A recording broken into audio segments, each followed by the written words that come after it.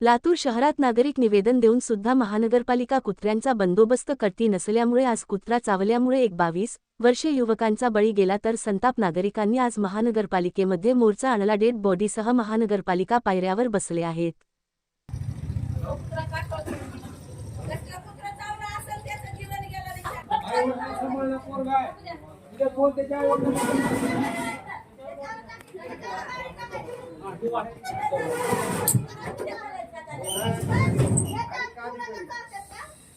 काय नेमकी घटना आहे? काय नाही, बाथरूमला सकाळी 6 वाजता गेलत साहेब।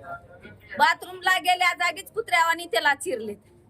आलो तिथून त्यानं झालं उठून, काय झाले बघा म्हणलं तर कुत्रा चावले म्हणला।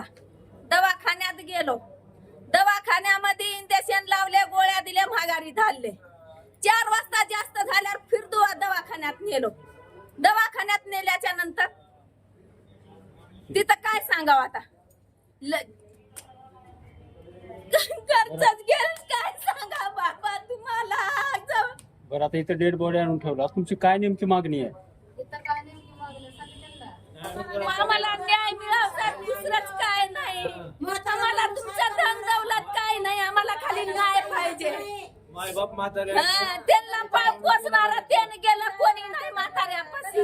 न्याय म्हाताऱ्याला पाहिजे।